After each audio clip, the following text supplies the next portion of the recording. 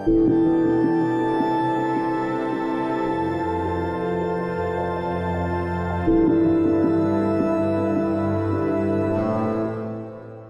there, Genso here. This is my Devil May Cry 5 Dante Must Die difficulty S-Rank walkthrough. This is Mission 8, it is entitled Demon King. And this is, in my opinion, the hardest mission in the Devil May Cry series. Not the game, but the series, to no damage.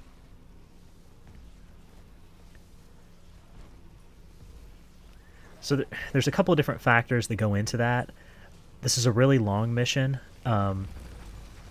full of a lot of short fights that are a little stingy on the style points, and I want to just go ahead and preface this by saying I'm not going to be going for a perfect S rank on this mission, namely because the boss fight at the end of this mission is an absolute grind. It's completely grueling, and failing it means you go back to the beginning of the mission, and when you've been fighting the boss for 10 minutes and you make a mistake and have to redo the mission, I just wasn't really concerned with holding a high style average. That being said, if you are concerned with holding a high style average, what you'll need to do in each one of these fights that I'm doing right now is grab one of the enemies with Nero's Buster, and if you hold them with the Buster, just by holding the button, Nero will actually block any incoming damage from other enemies using the enemy that he's holding. So in that first fight, if you grab one of the Antinors and stand in a corner, you can get off an EX provocation before you start fighting, and it'll really boost your style rating. I'm going to be skipping past this mandatory elevator sequence here with a couple of max acted high times. And something to note as well, if you're not privy to it, these tentacles here actually give a lot of style points basically for free. So killing them is actually going to net you anywhere between 400 to 700 style, depending on how well you do it. If you can get to an A rank, or even on a couple of my attempts I got to an S rank, it can really kind of give you some free style points. But there's a lot of mandatory walking sections in this mission. There's optional fights on these elevators coming up here. This one's going to spawn a bunch of riots. If you want to do those fights, you're welcome to do it. If you don't care about no damage and killing the boss at the end of the mission, it can help probably boost your style rating up a little bit more, but if you're following this guide and you want to do this mission no damage, which is what I'm trying to help people do, as well as just give them an option to get an S rank on the mission, following all of these strategies, whether or not you decide to fight the boss all the way through at the end of the mission or not, will guarantee you an S rank as long as you do it in a similar fashion to the way I'm doing it. So this next fight is going to be two Baphomets, and there's also going to be a Proto-Angelo. And what you're going to want to do is, as soon as you get a stagger on the Proto-Angelo like I did, activate your DT and break one of the Buster Arms on him. That's going to bring him to very low life.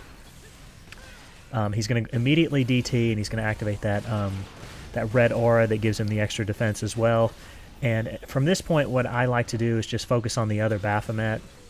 I didn't really have any particular order that I wanted to kill these enemies in. Didn't really care. As long as I could get that Buster break on the Proto-Angelo before he Devil Triggers, that was my main concern. Again, in this fight, if you want to maximize your style points, go into one of the corners, grab one of the Baphomets, and you can EX Provocate over there. You may need to kill one of the other Baphomets before you do it, but certainly doing so will grant you more style points than what I got here, if it's something you're concerned with. As long as you're above 5,000, the 1.2 modifier will be enough if you're not going for no damage.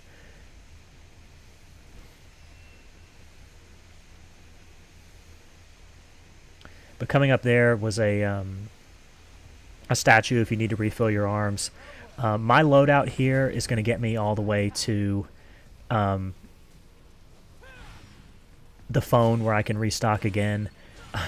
I was really trying to kind of maximize my efficiency and my time, because honestly guys, I spent 4 days on this mission coming up with this strategy to help people try to get through this. And it is a grind. I'm not going to sugarcoat it in any way or try to make it sound like it's easy, because you're going to have to learn this boss, and you're going to have to put in some time against him. But doing these fights is really grueling and can get in the way. So these strategies will help you get through it. What you saw me do there at the beginning was use Rawhide to pull all 3 of these Baphomets in, and it'll do massive damage to them.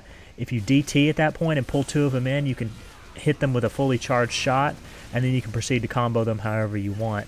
That'll pretty much take out most of them. And then once you get a stun on this nobody that spawns, you can break a Buster Arm on him and end that fight really quickly.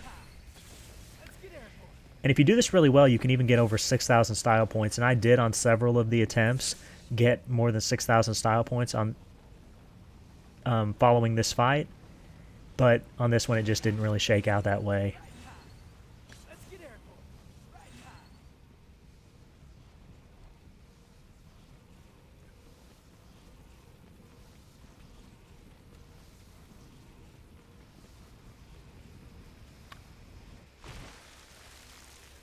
So at this point is going to be the phone, and I'm going to be following a lot more aggressive strategy against Urizen on this attempt than I did in the prologue. Coming up is going to be a rematch against Urizen that's intrinsically similar to the fight against him in the prologue, but he's going to have several new moves and a second phase. So starting off here, you want to get him with a charge shot. I like to go in and caliber right there. I missed it. That was not good. But just be responsive to the crystal. Be wary of the laser. He pretty much always starts out in the same pattern. If you follow what I did, he'll sweep with the lasers, and then he'll summon the fireballs. So what I like to do is continue to be aggressive and try to use the DT activation to reflect the meteors. You do need to be careful, though, because sometimes the meteors can follow one after another. So you always need to be prepared to use Gerbera in order to be evasive and stay out of the way of that second meteor.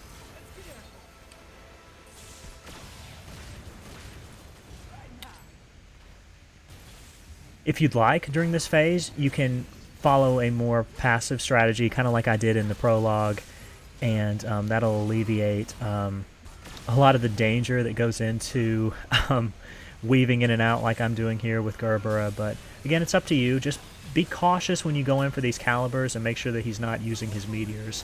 If you see it coming, you need to immediately DT to save yourself. And if you time it really well like I did there, you can actually use the DT activation to knock both of them back, which is a good way to break the shield. So at this point, we're going to be into the optional phase of this fight, the part where he's meant to kill you and you're meant to go on to the next mission. So if you did everything that I did up to this point and you let the boss kill you, you will get the S rank. I'm assuming that if you're still watching at this point, then you're interested in seeing the strategy to kill this boss. So he starts off pretty much always the same. He does that big taunt at the beginning that he did, and you can do anything you want during this time. I like to take out those two tentacles because they can be a little bit of a problem later on when he starts moving around. You can even go in for a showdown if you want to. I've seen some people do that, and if you're interested in this, what I've seen a lot of people do to get this fight over more quickly is to use Helter Skelter. Just the standard attacks with Helter Skelter can break this crystal really quickly. The reason I'm not doing that is because I didn't think that this was very consistent, and while it can work really well, you have to really pick your moments in order to be able to do that strategy. And if he decides to do the infamous Tentacle of Doom attack, which I'm going to dub it, the attack where the tentacle homes in on you, if you're in close to him doing Helter Skelter attacks while this is going on, you really have no way to escape it. The general strategy here is going to be to continue to circle around him. I like to go to the right, but you can go to the left too if you want to. The left is just going to leave you more open to the sweeping laser. Going to the right is just going to allow you to kind of run past it and not have to deal with it as much. But he's going to do most of his same Phase 1 moves. He's going to do the ground explosions. He's going to do the lasers that rain down from the sky. And when he's doing the lasers that rain down from the sky, you never want to go in for attacks. When he's doing the ground explosions that come up from underneath you, that's going to be your chance to go in with calibers and get as much damage as you can. When he's doing the tentacle like he's doing here, that's actually going to be his worst attack. Anytime he's doing tentacle attacks, you need to be at a distance, and if you see that he's doing a tentacle attack while you're in close to him, you need to use Gerbera to move back away from him. Once you have the distance from him, the way that I was dodging it and the way that I found to be the most consistent and the safest way to do it without requiring a bunch of timing was just to activate DT. The iframes from DT are more than enough to get through the initial attack, and then the tentacle will circle back around and try to hit you again. What I like to do is jump forward once and then immediately Gerbera backwards. Once I've done that, I like to air hike, and then I can go in for a caliber, and I can do this really consistently. Anytime the boss tries to push you backward, you can use Payline to iframe through it, and it gives you a pretty good chance to attack the crystal some more. Other moves that he has several different melee moves that can all look like he's doing the Tentacle of Doom attack, but they're actually sweeps that he does. He can do this from the left, he can do this from the right. He can do an overhead sweep that actually has a really forgiving hitbox. If you just kind of air hike over it, you can continue to hit the crystal even while he's doing the attack. He also has another attack that can be really, really dangerous, and it can actually kill you in one hit after he DTs. It's a big spin that he does, where the tentacles go all around. You either need to be over this, and you can do that by jumping, taunting, air hiking, taunting, and then doing the triple jump, and then taunting and staying in the air. Above it, you can get out of the range of it, or you can DT and use the iframes to go through it. But if this attack hits you and you're not in Devil Trigger, it's going to end the fight instantly. It's going to take you to the mission cleared screen, which can be very frustrating, especially since if you're on console and you don't have the ability to use the cheat engine like players on PC can. Practicing this boss can be a complete nightmare. And you saw right there, he can still use that time orb that slows down time, but usually when you get caught in this, he follows up with the fireball. So what you can do is activate DT, and the iframes will be elongated as long as you're inside the time orb, and it'll reflect the meteor for some pretty good damage. So it honestly might be a good idea when you see that time orb to get caught in it on purpose, so you can use it to reflect some damage. But maybe also not necessarily the best strategy, depending on how he follows it up. As soon as you think you have this guy figured out, he'll mix up his moves just enough in order to throw you into endless fits. This is probably one of the most difficult bosses I've ever fought, just because of what's required as far as the consistency and how much life this boss has. I was actually in a terrible position right there. You never want to be there. The reason that this happened was because I got this boss kind of stuck in the corner, and I was trying to get him to come back to the middle of the arena. The reason I was having problems and not continuing to circle him to the right like what I was advising to do but not doing myself is because when I moved to that corner there, the camera gets a little claustrophobic, and it gets a little hard for me to see if he's doing the tentacle attack and how close it is to me, which can be a disaster when I'm trying to time the Devil Trigger activation. So I was really tentative right here about moving into that corner over there where the throne is. And I was hoping, he's pushing me back, he'll walk towards the middle of the room kind of like he does, but he just didn't want to do it. So I was a little stuck here. And you never want to be at this range when the laser is coming out. You see how far it sweeps when you're out here, and I was in a really bad spot right here. Really lucky to have been able to kind of dodge that laser and that incoming tentacle. You kind of want to stay at that medium range. Long range and close range are bad news. Go in, get your calibers when he's doing those ground explosions. Get 1 to 2 combos and then get out of there. You never want to overstay your welcome while you're hitting the crystal, and you always want to be trying to hit it with charge shots when you can. When he does that sweep, or that lower ground hit that he just did there, you saw me, I was in the air, and I was safe. Even though it looks like it may have a hitbox there, it really doesn't. So you saw there, he tried the tentacle. I used Gerber to get some distance, and then I was able to activate DT, jump forward, Gerber backwards, air high, go in, get some damage. Move out. Rinse and repeat. And that's kind of where you want to be. Getting damage when you can. You can be fairly aggressive against this guy, but just don't overstay your welcome. The general strategy. If you time those Gerberas really well, you can reflect those meteors. Always nice to get some free damage there. And you may have seen some videos where people were able to do a little bit of a phase skip on this boss.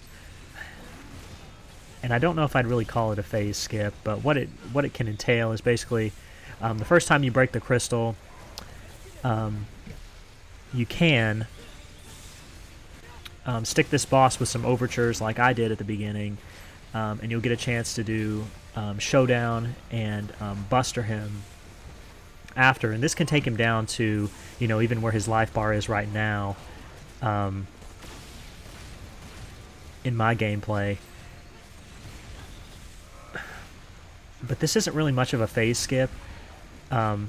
Regardless of where you get his life on one break, he will still summon the crystal the same number of times.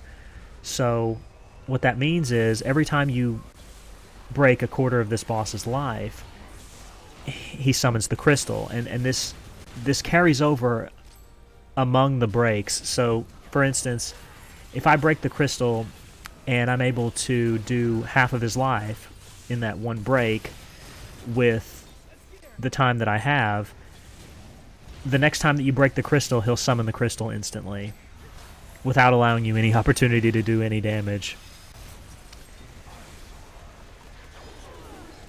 Which can seem nightmarish, and I think it just really goes to show that they really intended for this boss to kill you, and the only way to make this easier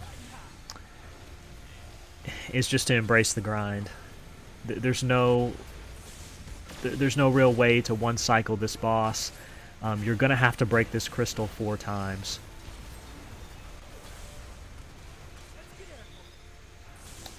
And there's seemingly no way around that.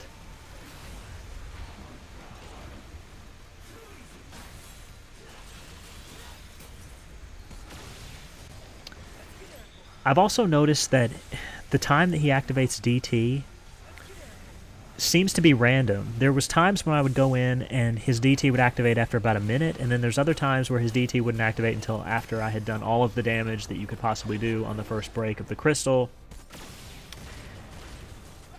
And he was down to about a quarter of his life. So I'm not necessarily sure what governs the trigger on that.